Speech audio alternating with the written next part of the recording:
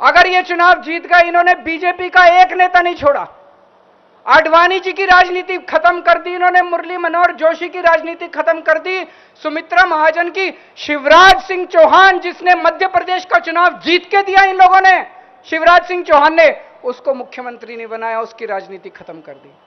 वसुंधरा राजे की जो राजनीति खत्म कर दी इन्होंने, खट्टर साहब की राजनीति खत्म कर दी, डॉक्टर रमन सिंह की राजनीति खत्म कर दी। अब अगला किसका नंबर है? योगी आदित्यनाथ।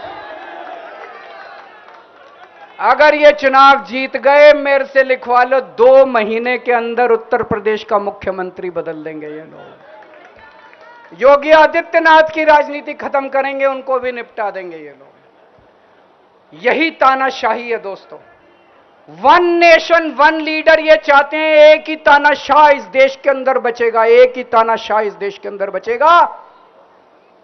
हमारा देश बहुत महान है, 4000 5000 साल पुराना हमारा देश है।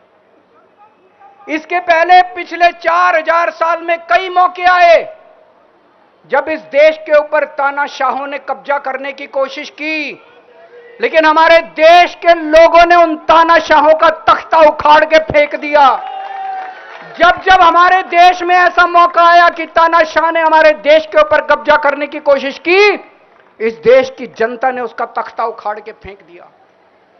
आज एक तानाशाह इस देश से जनतंत्र खत्म करना चाहता है, आज एक तानाशाह इस देश से लोकशाही खत्म करना चाहता है। मैं पूरे तन मन धन से लड़ रहा हूं, संघर्ष कर रहा हूं उस तानाशाह के खिलाफ। 140 करोड़ लोगों का साथ चाहता हूं मैं। मेरे अकेले के करने से नहीं होगा। 140 आज मैं आप लोगों से भीख मांगने के लिए आया हूं, 140 करोड़ लोगों से, 140 करोड़ लोगों से भीख मांगने के लिए आया हूं। मेरे देश को बचा लो, मेरे भारतवर्ष को बचा लो, मेरा भारत बहुत महान है। इस तानाशाही से बचा लो मेरे दोस्त, मेरे देश को।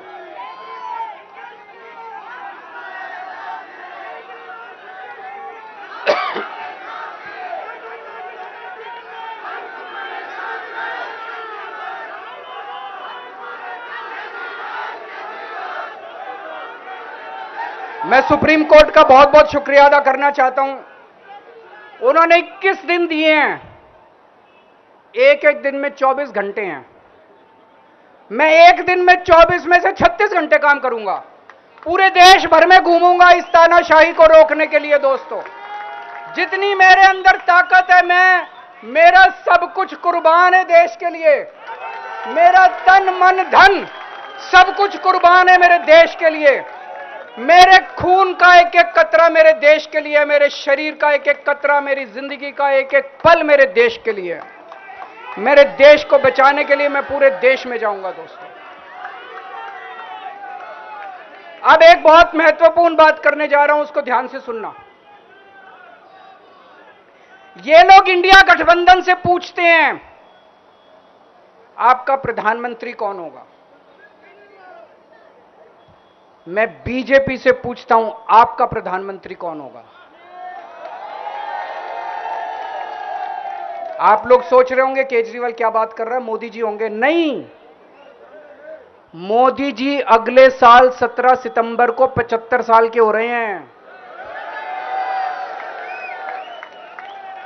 बीजेपी के अंदर मोदी जी ने 2014 में मोदी जी ने खुद ने रूल बनाया था कि बीजेपी के अंदर जो भी 75 साल का होगा उसको रिटायर कर दिया जाएगा। सबसे पहले आडवाणी जी को रिटायर किया गया, उसके बाद मुरली मनोहर जोशी जी को रिटायर किया गया, फिर सुमित्रा महाजन को रिटायर किया गया, फिर यशवंत सिन्हा को रिटायर किया गया। अब मोदी जी अगले साल 17 सितंबर को रिटायर होने वाले हैं। तो मैं बीजेपी से पूछना चाहता हूं आपका प्रधानमंत्री का दावेदार कौन है। दोस्तों, अगले साल 17 सितंबर तक अगर इनकी सरकार बनी, तो उस पे भी आऊंगा मैं। अगर इनकी सरकार बनी तो पहले अगले 2 महीने में योगी जी को निपटाएंगे ये, और उसके बाद मोदी जी के सबसे खास अमित शाह को ये प्रधानमंत्री बनाएंगे। तो मैं लोगों को, देश के लोगों को आगाह करना चाहता हूं, मोदी जी अपने लिए वोट नहीं मांग रहे। मोदी जी अमित शाह को प्रधानमंत्री बनाने के लिए वोट मांग रहे हैं। मैं पूछना चाहता हूं मोदी जी से और अमित शाह जी से, ये मोदी की गारंटी पूरी कौन करेगा? क्या अमित शाह मोदी की गारंटी पूरी करेंगे? जब आप अगर जो वैसे तो मेरे को लगता है, मैं अभी आऊंगा उसके ऊपर, मुझे नहीं लगता इनकी सरकार बन रही है, लेकिन जो बीजेपी को वोट देने जाएं वो ये सोच के जाना कि आप मोदी जी के नाम पे वोट नहीं दे रहे, आप अमित शाह के नाम पे वोट दे रहे हैं।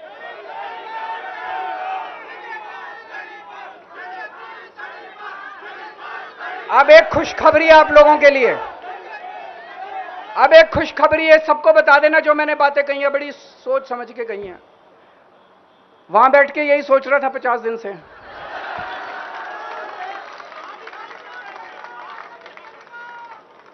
दोस्तों, पूरे देश के मेरे को बाहर निकले हुए 20 घंटे हो गए।